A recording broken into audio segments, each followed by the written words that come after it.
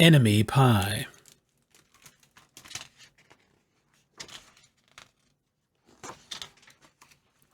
It should have been a perfect summer. My dad helped me build a new treehouse in our backyard. My sister was at camp for 3 whole weeks, and I was on the best baseball team in town. It should have been a perfect summer, but it wasn't. It was all good until Jeremy Ross moved into the neighborhood, right next door to my best friend Stanley. I did not like Jeremy Ross. He laughed at me when he struck me out in a baseball game. He had a party on his trampoline, and I wasn't even invited. But my best friend Stanley was. Jeremy Ross was the one and only person on my enemy list. I never even had an enemy list until he moved into the neighborhood, but as soon as he came along, I needed one. I hung it up in my treehouse, where Jeremy Ross was not allowed to go. Dad understood stuff like enemies. He told me that when he was my age, he had enemies too, but he knew of a way to get rid of them. I asked him to tell me how. Tell you how? I'll show you how, he said. He pulled a really old recipe book off the kitchen shelf. Inside, there was a worn-out scrap of paper with faded writing. Dad held it up and squinted at it. Enemy pie, he said, satisfied. You may be wondering what exactly is in enemy pie.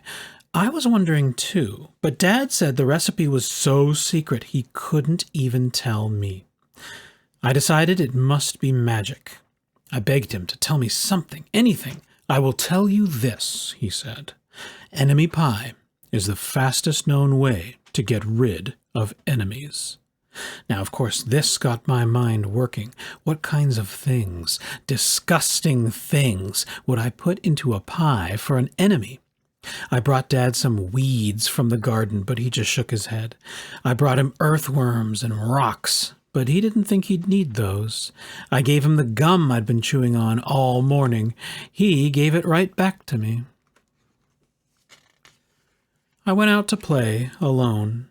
I shot baskets until the ball got stuck on the roof. I threw a boomerang that never came back to me. And all the while I listened to the sounds of my dad chopping and stirring and blending the ingredients of enemy pie. This could be a great summer after all. Enemy pie was going to be awful. I tried to imagine how horrible it must smell, or worse yet, what it would look like. But when I was in the backyard looking for ladybugs, I smelled something really, really, really good. And as far as I could tell, it was coming from our kitchen. I was a bit confused. I went in to ask Dad what was wrong. Enemy pie shouldn't smell this good. But Dad was smart. If enemy pie smelled bad, your enemy would never eat it, he said. I could tell he'd made enemy pie before. The buzzer rang and Dad put on the oven mitts and pulled the pie out of the oven.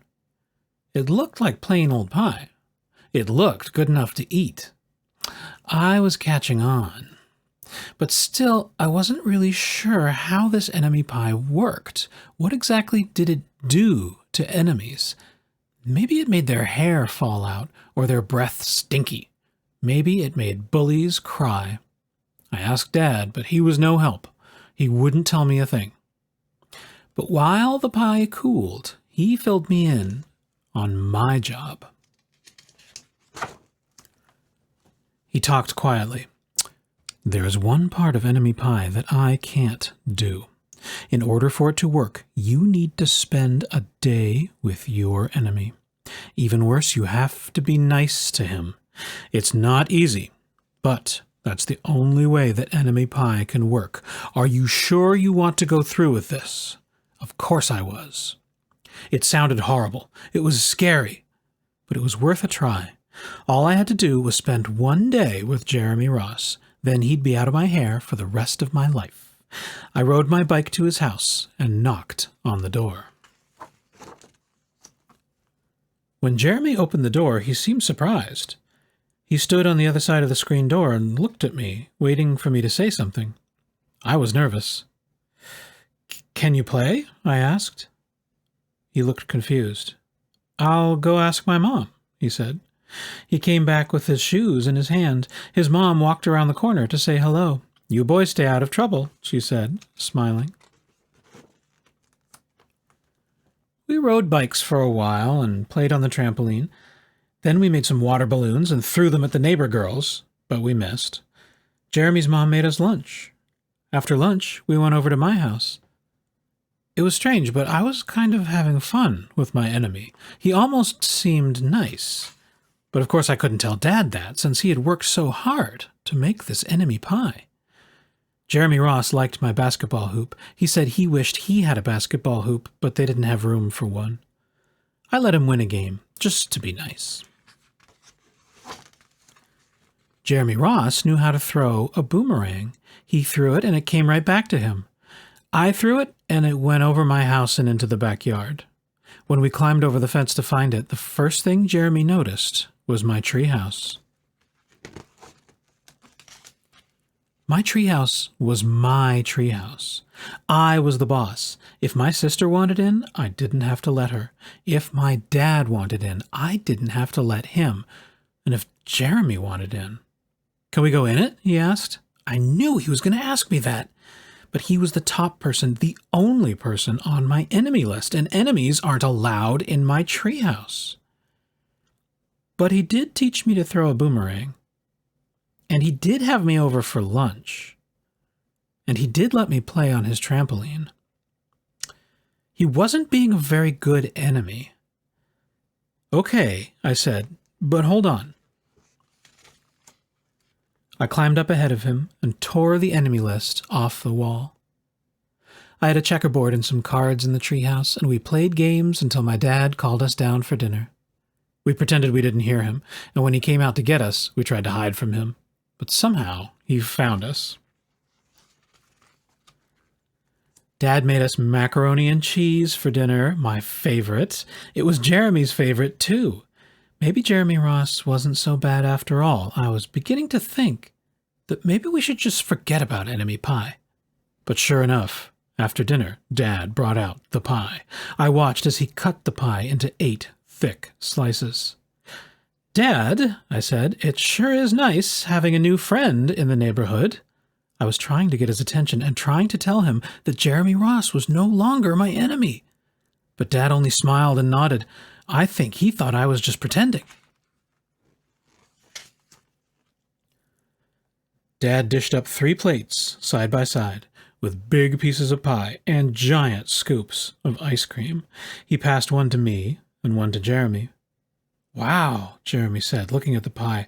"My dad never makes pies like this."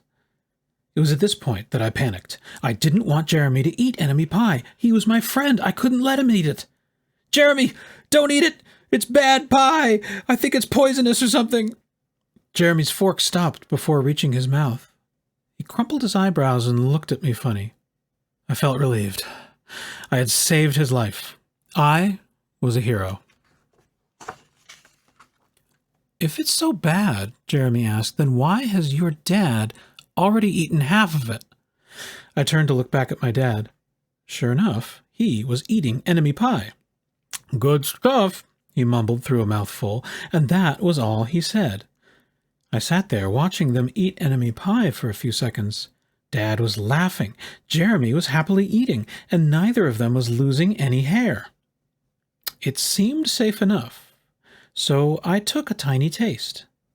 Enemy pie was delicious. After dessert, Jeremy rode his bike home, but not before inviting me over to play on his trampoline in the morning. He said he'd teach me how to flip.